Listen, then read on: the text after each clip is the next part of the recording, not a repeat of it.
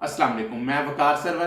तो आज की जो स्टोरी है वो एक ऐसे ट्रेडर की है जिन्होंने अपनी अर्ली लाइफ जो है वो बहुत ज़्यादा गरीबी में और बहुत ज़्यादा प्रॉब्लम्स के साथ जो है वो गुजारी अपनी डेली नीड्स को पूरा करने के लिए, और बाद में ट्रेडिंग से उन्होंने बिलियंस ऑफ द डॉलर जो है वो कमाए। जी है, मैं बात कर रहा हूँ जॉर्ज सोरोस की। ये 1930 में हंगरी में पैदा हुए और वहीं पर इन्होंने जो है अपनी वो अर्ली लाइफ गुजारी। लेकिन जब सेकेंड वर्ल्ड वॉर में जर्मन्स ने वहाँ पर अटैक किया हंगरी में, तो क्योंकि जर्मन्स, अब वो जो जंग थी हिटलर का, आपको पता है कि वो जूश के खिलाफ काफ़ी ज़्यादा प्रॉब्लम्स कर रहा था। तो ये जो थे, ये भी जूश फैमिली थी, तो इनके वाले साहब जो थे वो वकील थे, तो इन्होंने क्या किया, वहां से मूव कर गए ये।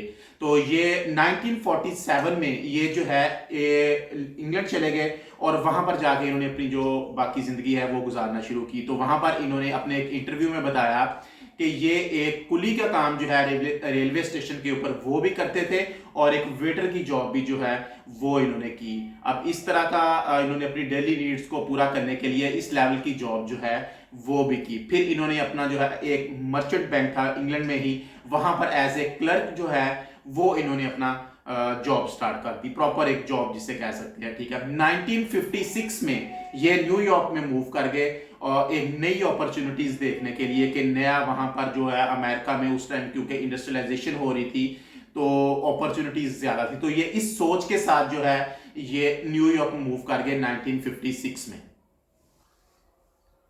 अब न्यूयॉर्क मूव करने के बाद इन्होंने वहां जाकर डिफरेंट फर्म्स में जो है वो काम करना शुरू कर दिया। ठीक है, और कुछ बैंक्स में भी इन्होंने काम किया। प्रॉपर जो अपना ट्रेडिंग करियर है वो वहां पर इन्होंने स्टार्ट किया। कुछ फर्म्स में जो है इन्होंने अपना वो किया कि एज ए ट्रेडर काम करते थे और अपनी परसेंटेज और सैलरी लेते थे। यहाँ पर जो है ये फ्यूचर देखते थे। ये इन्होंने कहा कि मैं अपना जो है वो एक फंड बनाऊंगा। ठीक है, उससे पहले इनको कैपिटल चाहिए था। इन्होंने क्या किया, ट्रेडिंग करके अपना कैपिटल जो है वो जमा करना शुरू कर दिया, और इसी दौरान इन्होंने जो थ्योरी ऑफ रिफ्लेक्सिविटी है वो भी जो है इन्होंने वो दुनिया को बताई। इसके अकॉर्डिंगली क्या था, ये थोड़ी सी डिटेल के साथ तो हम डिस्कस नहीं करेंगे। इसके अकॉर्डिंगली मैं मोटा मोटा डिस्कस कर लेता हूं कि इसके अकॉर्डिंगली ये था कि जो मार्केट है, जो फिनेंशियल मार्केट है, ये सिर्फ जो इकोनॉमिक कैलेंडर है, जो फंडामेंटल्स है, सिर्फ उसके ऊपर मूव नहीं करता, बल्कि जो है लोगों के फॉल्स आइडियाज जो होते हैं उसके ऊपर जो है ये मार्केट भी मूव करती है। तो इस चीज को उन्होंने यूज करके आगे अपने ट्रेडिंग करियर में बहुत ज्यादा जो है वो पैसे बनाए।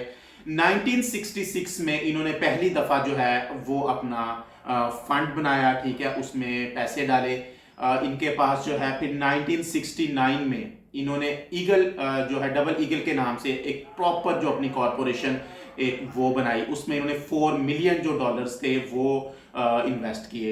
अब क्या है, 4 मिलियन डॉलर जो है वो टोटल इनके नहीं थे, इनके सिर्फ 250 के यानी कि $2,50,000 थे। अब आप देखें कि 1969 में $2,50,000 एक बहुत बड़ी अमाउंट थी।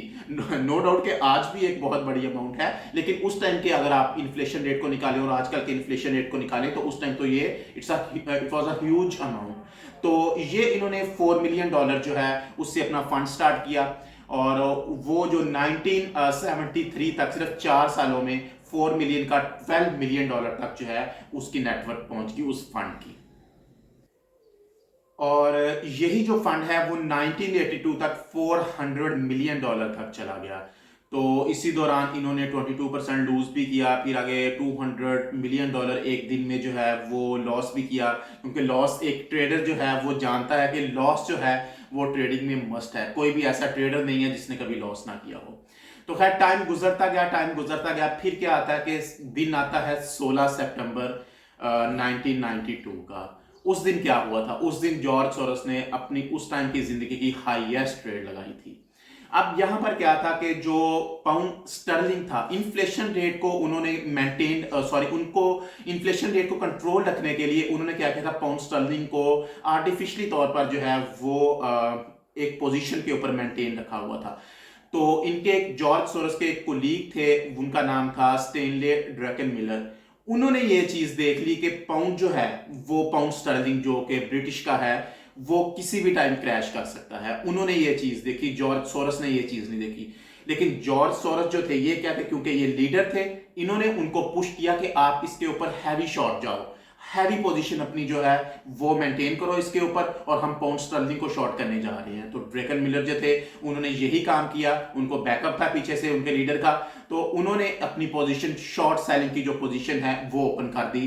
तो उस दिन एक दिन में इन्होंने जो है वो $1 बिलियन जो है, 1 billion not a million, $1 billion जो है वो प्रॉफिट अपनी उस ट्रेड से पाउंड स्टर्लिंग को जो है वो शॉर्ट करके बनाया। तो इसीलिए इनको जो है फिर ये एक टाइटल भी दे दिया गया बाद में कि a man who crash the bank of London.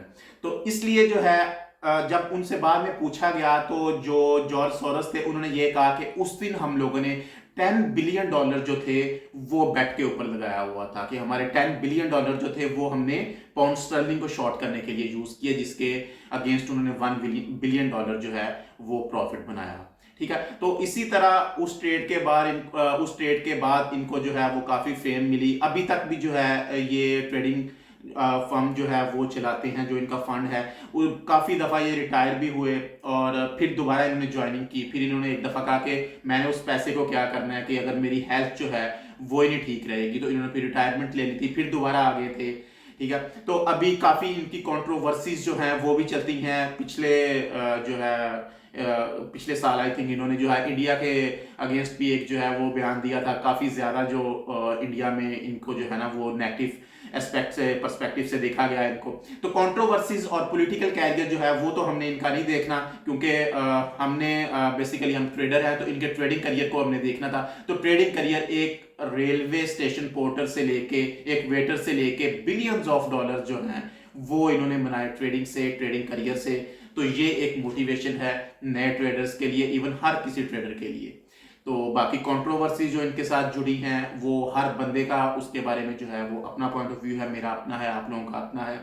तो बाकी इन ट्रेडर के बारे में आप मजीद क्या जानते हैं वो मुझे लाजमी कमेंट सेक्शन में बताइएगा, और मिलते हैं फिर किसी नेक्स्ट वीडियो में। अपना बहुत ज़्यादा ख्याल रखिएगा। अल्लाह हाफिज़।